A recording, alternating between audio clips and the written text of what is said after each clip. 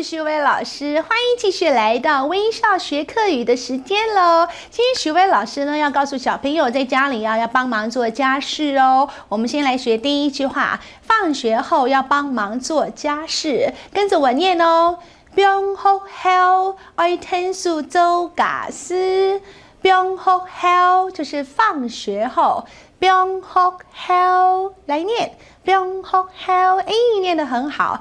愛聽書，聽書就是幫忙的意思。愛聽書做家事，做家事哦。放學後愛聽書做家事，有什麼家事可以做呢？第一個，數碗筷，數碗筷，收碗筷，或者是洗碗，洗碗，洗碗，或者是出天奶，出天奶，擦地板，出踢奶，或者是洗菜，洗菜，洗车，或者是倒梯子，倒梯子就是倒垃圾，听起来好像是养子养女，好可怜哦。做好多的家事哦，做好多家事哦。造句好了，等一下呢，帮妈妈洗碗筷好不好啊？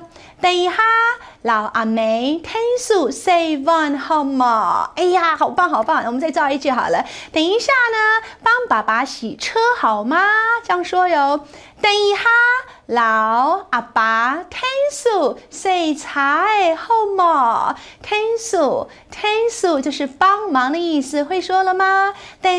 等一下，老就是幫誰，聽書就是幫忙他做什麼什麼，會了，音課喜相逢。學威老師要介紹一個很容易發脾氣、發飆的人怎麼說哈？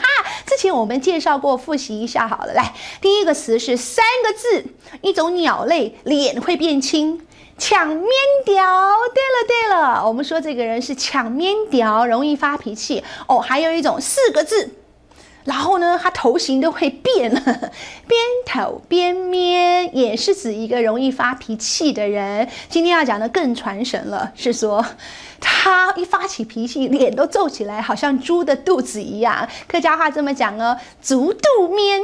豬肚面，豬肚就是豬的胃，豬的肚子啦，面就是臉，豬肚面，那個人是個豬肚面。好，英文怎麼說呢？ Have a short fuse 是保險絲，短短的，很容易就燃燒發脾氣了。會了嗎？今天就學到這裡咯。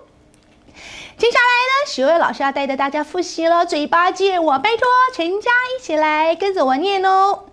放學後愛聽書做家事，數碗筷，洗碗，出天奶，洗菜，倒梯子。